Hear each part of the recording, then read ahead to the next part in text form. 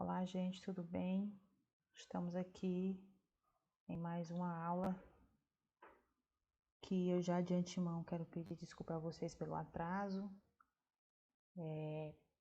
Tem sido bem complicado aprender a gravar esses vídeos assim, uma novidade, mas a gente vai se aperfeiçoando.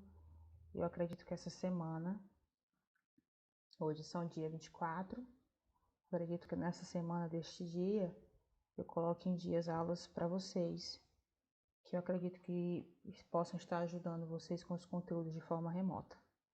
Então, nessa aula de número 2 para o 9º ano, nós vamos tratar aqui dos aspectos físicos do Oriente Médio, né? Desde a aula da nossa primeira aula, quando eu tratei de forma mais sucinta dos aspectos gerais do Oriente Médio, né? Os principais temas, polêmicas do que a gente vai estudar sobre esse assunto, o Oriente Médio, que é uma sub-região do continente asiático, mas que é muito importante nós entendermos a dinâmica desse subcontinente pela relevância geopolítica que essa região tem dentro do conjunto de países que formam o nosso globo terrestre. Então, hoje o tema vai ser aspectos físicos e lembrando para vocês, relembrando na verdade, vocês que já estão no último ano do Fundamental 2, já vivenciaram de certa forma o 7º ano, o 8º, o 6º, 7º e o 8º, e de alguma forma já possam se lembrar de alguns assuntos da geografia que vocês viram ao longo desses anos anteriores a qual vocês estudaram. Então, relembrando que são aspectos físicos, são aqueles que, estudados pela geografia física, eles fazem parte dos aspectos naturais que formam aquela região que nós vamos estudar. Então, são aqueles aspectos que, na sua origem, não estão ligados à influência humana, mas à influência da própria natureza. E que é usado pelo ser humano para sua base de vivência e também para a transformação dos mesmos. Então, para começar, vamos ter essa visão geral da Ásia. A gente vai ver aí do lado o mapa do continente asiático em relação aos continentes mais próximos, no caso da Europa, da África, da Oceania. Aí eu fiz questão de colocar lá em cima, para vocês também relembrarem a Rosa dos Ventos, que vai mostrar essas direções, porque quando a gente for estudar os limites de alguns países, de alguns continentes, a gente vai ter que saber de maneira bem clara as direções leste, oeste, norte, sul, nordeste, sudoeste, sudeste, noroeste. Então são importantes e essa Rosa dos Ventos vai ajudar a gente a entender melhor quando a gente for falar desses limites. Então, uma primeira questão para relembrar, o que até já foi dito na aula passada, é que o continente asiático é o maior continente da Terra, certo? Ele tem essa extensão, essa massa de terra que fica basicamente acima da linha do Equador e que representam a formação das maiores dentre os 6 continentes. E aí você tem várias características importantes, porque se vocês perceberem no mapa, a Ásia ela forma um bloco de terra emendado com a Europa. Então, de maneira geográfica, a gente chama esse bloco de terra que é formado por Europa, que eu até vou apontar aqui com a setinha do cursor, do mouse. Você está vendo esse bloco aqui formado por Europa e que continua a formação da Ásia, certo? Então, esse bloco de terra que forma Europa e Ásia juntos, a gente chama na geografia de Eurásia. E existe, como aqui você não vai ter nenhum oceano dividindo esses 2 continentes, como acontece, por exemplo, entre a África e a América, que você tem o Oceano Atlântico fazendo essa separação, ou como você tem aqui, por exemplo, o Mar Mediterrâneo separando a Europa da África. Entre a Europa e a Ásia não vai ter essa divisão oceânica clara. Então, vai ser um bloco de terra que continua. Então, é muito importante que a gente saiba aonde começa e termina cada continente. Aonde é que termina a Europa e que geograficamente começa a Ásia. É o que a gente vai chamar do que é que faz fronteira. Então, nós vamos ter alguns marcos que eu coloquei para vocês. Eu sei que está um pouco extenso, mas é porque a configuração desse continente ele não tem uma geometria fácil. Então, você vai ter vários limites que vão separar a Europa da Ásia e também a Ásia dos demais continentes que compõem as suas proximidades. Então, você vai ter aí a sudoeste o Mar Vermelho. O Mar Vermelho, gente, é essa porçãozinha de mar que tem bem aqui, né, que vai dividir a África dessa parte aqui da Ásia. Inclusive, essa parte aqui, que eu estou circulando para vocês, é o Oriente Médio. Você vai ter também a oeste os Montes Urais. A oeste é o seu lado esquerdo, representado aqui na roda dos ventos pela letra O. Então, no lado esquerdo da Ásia, você vai ter, fazendo limite com a Europa, os Montes Urais, que é uma cadeia de montanhas que separa, que representa essa divisão entre a Europa e a Ásia no conjunto da Eurásia, como eu já havia dito para vocês.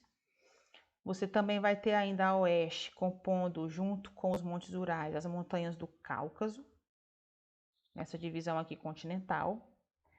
E você também vai ter alguns mares, porque dentro da Eurásia você vai ter não só os oceanos, mas aqui dentro você vê essas porções de água, não são rios, são mares, que também vão dividir, por exemplo, o Mar Cáspio, que vocês estão vendo aqui, que é esse bem aqui, e o Mar Negro, que é esse outro aqui, também servem de limite entre a Ásia e a Europa, né, desse lado mais sudoeste aqui. Você também vai ter como limite em relação à Europa, que é banhado pelo Oceano Pacífico. Você vai ter o Mar da China, que vai ter o seu lado sul e o seu lado oriental. Vai ter aqui desse lado também, nessa parte aqui que forma o Japão, o Mar do Japão e o Mar de Bering. Ao sul, o continente asiático é banhado pelo Oceano Índico, né? E vai ter aí essas formações aqui arredondadas que nós vamos estudar muito bem quando a gente for tratar mais especificamente do Oriente Médio, que são essas formações que formam golfos. E ao norte aqui da Ásia nós temos o Oceano Glacial Ártico. Então, aqui é a título só de vocês perceberem o tamanho do continente asiático e a divisão que separa a Ásia do seu continente parceiro, que é a Europa, e dos demais, e também dos oceanos, certo? Isso é uma visão mais geral da Ásia. Agora, uma visão geral dessa sub-região da Ásia, que é o Oriente Médio, certo? Então, ampliando aqui essa parte do Oriente Médio, eu coloquei para vocês, dividido entre os países que formam essa sub-região do Oriente Médio. A gente tem aí essa área, que é de mais de 5 milhões de quilômetros quadrados, que se estende no sentido oeste-leste, ou seja, da esquerda para a direita.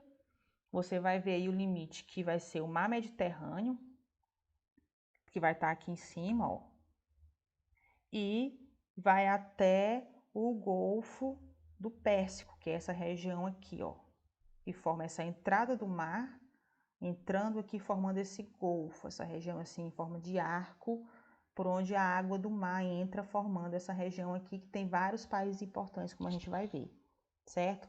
Então, mais aqui ao norte você tem como limite o Mar Mediterrâneo, e aqui o Golfo do Pérsico, aqui nessa região, como também limite da formação do Oriente Médio.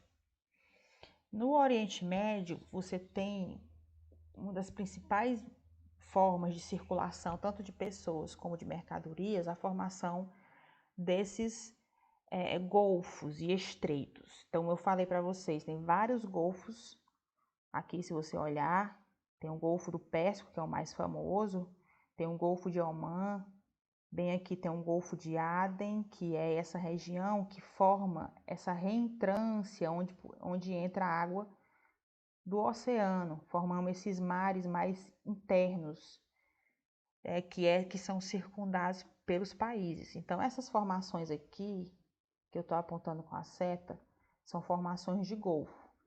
A Ásia como um todo é muito rica nessas formações, mas o Oriente Médio é mais privilegiado por concentrar mais esse tipo de região que é importante, principalmente para navegação, e serve também para meio de circulação de mercadorias entre os países, não só do Oriente Médio, mas também os países que compõem a Ásia e a Europa.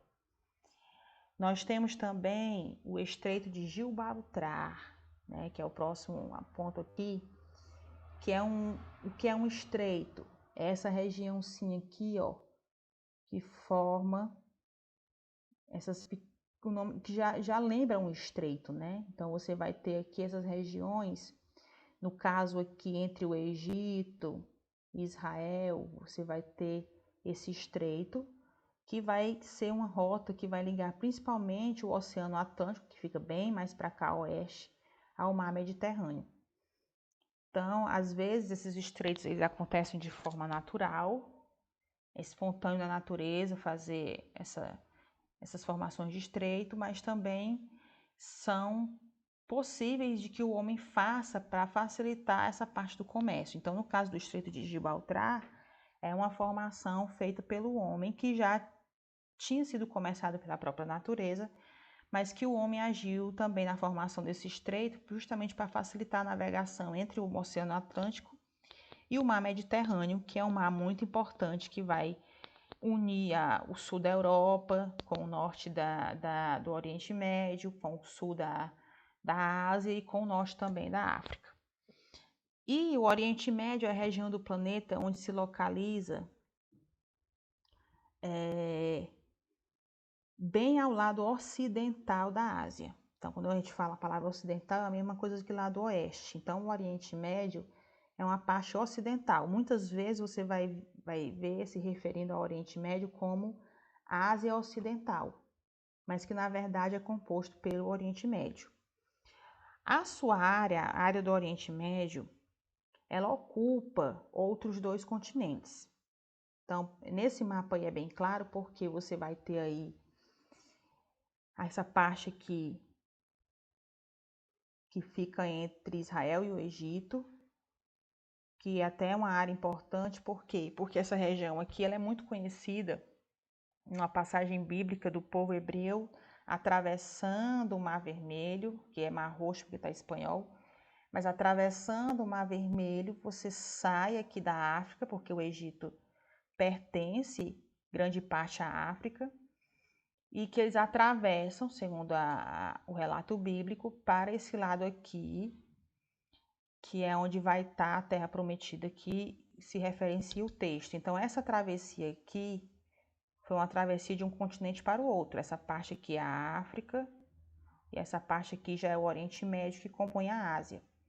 O Egito, ele é um país transcontinental. Por quê? Porque tem uma parte aqui na África, mas essa partezinha aqui, que tem a ligação do Estreito de Gibraltar, forma uma parte que pertence ao Oriente Médio, portanto pertence à Ásia. Então, é um país transcontinental.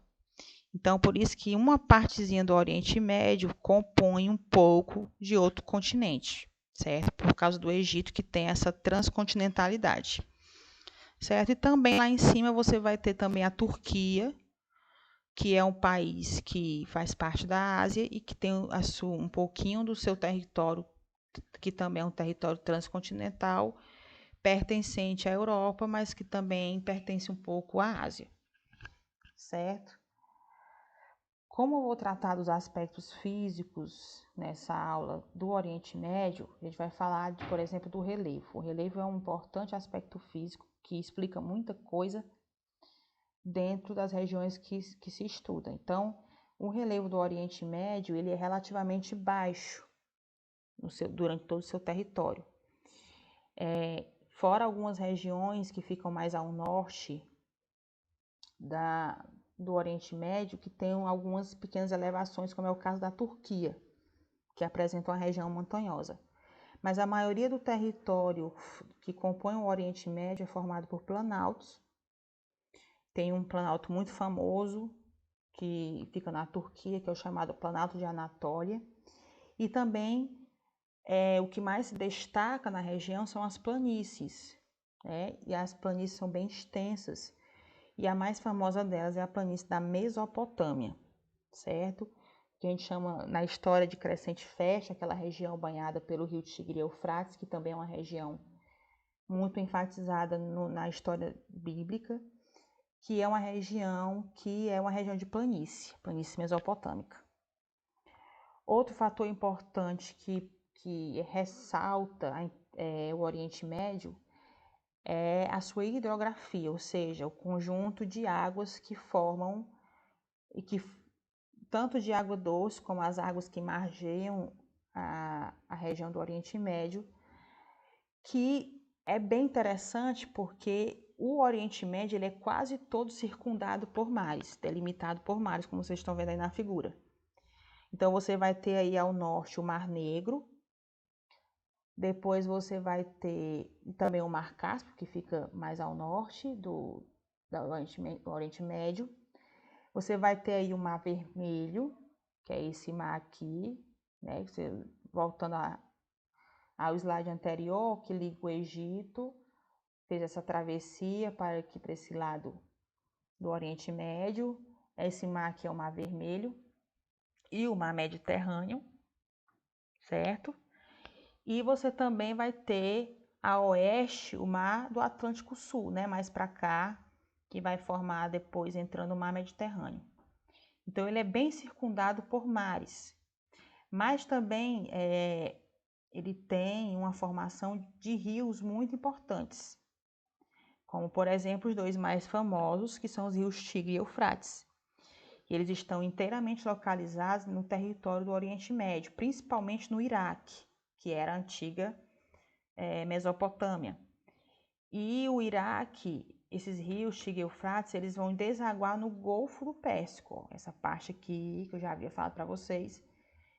Que então esses rios vão nascer aqui nas montanhas, nas áreas montanhosas da Turquia e vão desaguar, cruzar todo o território norte do Oriente Médio e vão desaguar aqui no Golfo do Pérsico. Então são rios importantes que formando aqui com o Rio Nilo, só que o Rio Nilo ele está na África, no Egito, mas que juntando esses três aqui são importantes recursos hídricos que influenciam as características naturais do Oriente Médio. Em seguida, nós vamos falar do clima e da vegetação. E aí é muito importante porque nós temos aí no Oriente Médio a sua quase totalidade, melhor dizendo, a sua grande parte do território que forma o Oriente Médio formada por desertos. Então, a região seca tem seu território atravessado pelo Trópico de Câncer, que é uma linha imaginária que fica acima da linha do Equador. E por isso essa região que vai estar mais afastada da linha do Equador, mas que vai ficar bem no centro da Terra, por isso o nome Oriente Médio, vai apresentar duas faixas climáticas principais. Vai ter as regiões mais ao norte, como vocês estão vendo aí da Turquia, norte da Síria, mais perto da Europa, que vai ter um clima mais temperado, ora frio, ora quente, a maior parte do tempo. E a região que fica mais afastada da Europa, né, mais ao sul do Oriente Médio, vai ser uma zona intertropical, ou seja, onde os climas vão ser mais quentes e secos. Por isso que o principal clima da região do Oriente Médio já é caracterizado como um clima árido ou semiárido, muito semelhante às características climáticas aqui do nosso semiárido nordestino, né? Só que com agravante, lá a predominância do deserto é bem maior, né? Pela ausência de vegetação, pelo calor intenso, esses desertos são maiores lá, né? Principalmente na Arábia Saudita, na região do Irã, com essas características de quente e seco como predominantes. Em razão desses dois tipos de climas que predominam no Oriente Médio, eu vou ter basicamente dois tipos de vegetação. As plantas que são chamadas de xerófilas, ou seja, aquelas que armazenam água para aguentar o longo período de estiagem, de seca, e que não são tão arbustivas, ou seja, porque quanto mais folha tem a planta, mais ela vai transpirar. Como essa região tem pouca água e a planta tem que se adaptar a um armazenamento de água para sobreviver a esse clima tão quente e com pouca chuva ao longo do ano, elas vão ter poucas folhas e vão ter uma capacidade de armazenar água de maneira mais efetiva. E você tem também algumas regiões mais férteis, como é o caso daí dessa parte que vocês estão vendo no mapa, que está pintadinha de verde, que é a região onde o clima já é mais ameno e onde apresenta uma maior quantidade de vegetação, como aquelas vegetações que nós chamamos de estepes e pradarias, que são aqueles campos verdejantes com aquele capim, não chega a ter árvores, mas que predominam nessas regiões mais próximas do mar e mais próximas da Europa, certo? Então, sobre os aspectos físicos do Oriente Médio, basicamente é isso. Na próxima aula que eu vou mandar para vocês, vamos tratar de questões mais complicadas, porque vão ser os aspectos econômicos e culturais da região do Oriente Médio, certo? Até mais.